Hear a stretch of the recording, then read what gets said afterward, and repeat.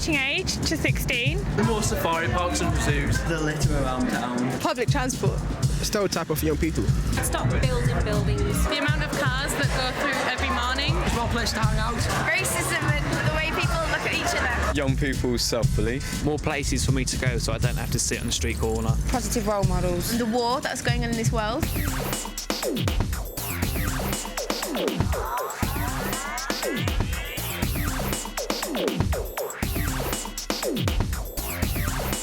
I started in Youth Parliament when I was 15.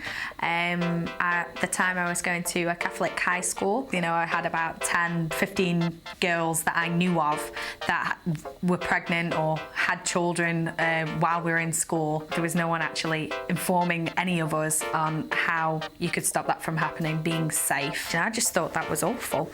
Like, how can anyone decide that you shouldn't know something about life that is that important? That was the main reason why I stood up and said that I wanted to be involved in the Youth Parliament.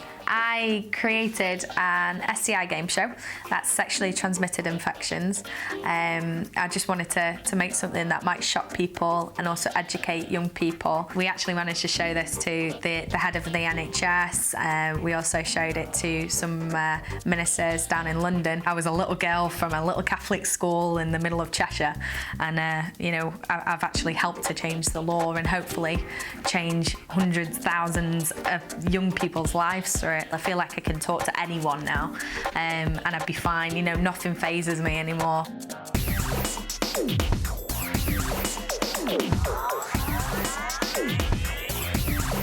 I came from Zimbabwe when I was 14 years old. I come from a background where violence and crime is what you do to survive. You're either the victim or you're the victimizer. And I was caught up into that too. I remember selling drugs and diamonds from when I was like 5 years old. So tables were not, the cards were not supposed to be on my side. I did not have a good upbringing. With the opportunity to join the Youth Parliament, I found this place now where I could channel my ideas, I could channel my visions, I could channel my thoughts. And I was now around people who thought just like me. With the partnership of organizations like Oxfam, with the partnership of organizations like gadget companies, we've been able to put free recycling in schools that did not have free recycling before. The Youth Parliament has opened a lot of doors for me. It's opened a lot of doors where I've now spoken in front of the European Youth Councils, I've spoken in front of the European Youth Summit, I've spoken in the House of Lords, I've spoken in Number 10, and they've done exactly what I wanted them to do, which was to give me a platform to say, hey, look, there's something that young people think and I need to let you know. The best part was they didn't say, okay, there's the platform, do what you want. They said, okay, what ideas do you have? Now let us teach you how to channel them. Now let us teach you how to construct them and move them forward. So if they could do that for me and I didn't have a head start, they can do it for everybody else.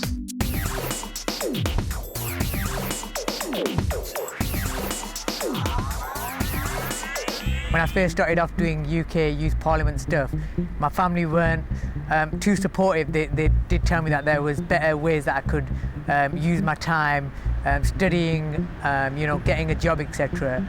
But now, in actual fact, now that I've spent 6-7 years building myself up, it's actually made a lot of difference. Got involved in fantastic projects, exchanges with young people who, again, were from a majority white area when, at a time when our group was a majority Asian group.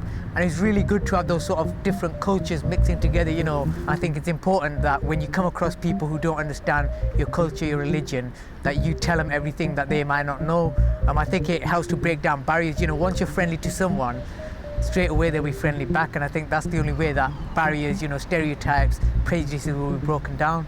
At this minute in time, I'm actually a young UK ambassador representing young people internationally. So one of the main issues that I've been campaigning on is terrorism. We've managed to find funding from government to actually fund 9 regional conferences within England, to talk about terrorism and what it means to young people, so that any kind of young person, whether, like I said before, whether they're white, black, Asian, Chinese, whoever it may be, they can talk in a safe space about how terrorism affects them. Being involved in UK Youth Parliament doesn't mean that you need to have an interest in politics. As long as you've got an issue that affects you personally, then you can always make a change. It's actually been a fantastic opportunity, and now whenever there's a paper cutting of me in the local press, my father's jumping up and down and he's like, look at my son, etc. And makes me really proud to see my father like that. When they actually see you as a young person who actually wants to make change, then I think that's when you get the true appreciativeness of what UK Youth Parliament's about.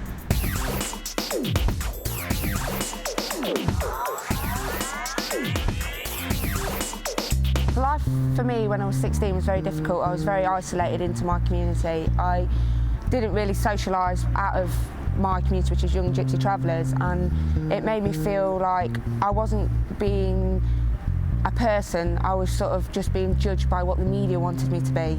UKYP sort of treated me as an individual. They didn't see me as a background. I wasn't an outsider in a group, I was an equal.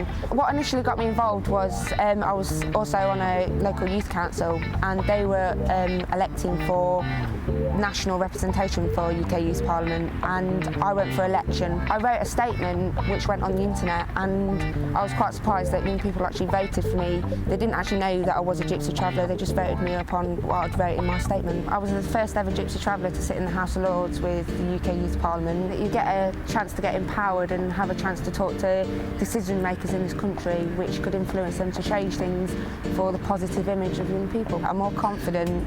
I can talk to people, because before I would never ever talk to anybody, and now just feel better in my person that I'm being heard and I'm an individual. It doesn't matter where you come from or what challenges you have to face. Get a vote and have your say and be heard.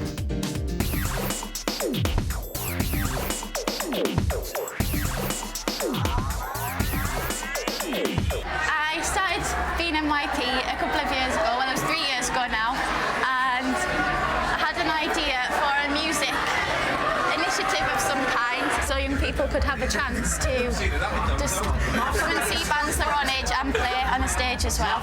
Well, basically, when I was 14 or 15, I came to a gig here at the Forum because my friend's band were playing, and I couldn't get in because I was under 16, and I thought, well, that's a bit rubbish. And so with the help of UKYP and some of the people in the town, I got the group together, managed to secure some funding, and he gave me blood. This is where the action happens.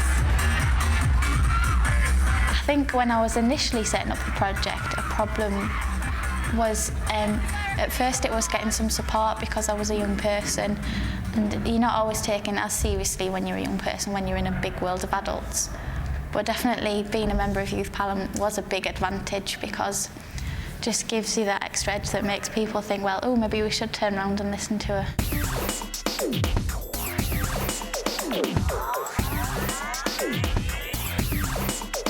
One day I just got a postcard through the post, and it just said, join UK Youth Parliament, come along to the meeting, open day. They were just like saying what it was about, and like how it could change like Bristol for young people, and how I could help change things for other young people that have been in my situation and things like that. From the age of 3, really, my mum, I was around drugs and everything, because my mum was a heroin user, so I was around needles and weapons and quite a lot of bad stuff like in the house.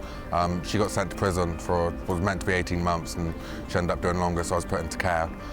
So I was in and out of the school system then. I never really had anyone in my life that I felt that I could trust because of what had happened in the past. UK Youth Parliament gave me the confidence to be myself and come out about my sexuality. Like, that it wasn't wrong for me like to be gay, and that's the first place I came out, and I felt more comfortable there. I was invited to the SRE campaign, Sex Relationship Education campaign, residential, that was held in London. And that was just to try and make sex and relationship compulsory in the education system, which we managed to do, which is brilliant. I left school at the age of 13, and I didn't think that this sort of thing was available to me, this opportunity, because you don't really hear of people having these sort of opportunities that aren't in school or in the education system. I was given the choice to change myself and change what people thought of me, and I think everyone should be given that choice, and everyone is given that choice through UK Youth Parliament. And it's just amazing that some people don't think that they can, or don't think that they should, when they can and they should. Everyone has something to moan about. If you've got anything that you want to change, then just bring it forward and see if there is something that you can do. Because if everyone comes together and changes one little thing, then everything's going to be better. My youth worker used to say to me, one voice is loud, but 10 voices are louder. What you have, in essence, is an opportunity to let your voice be heard.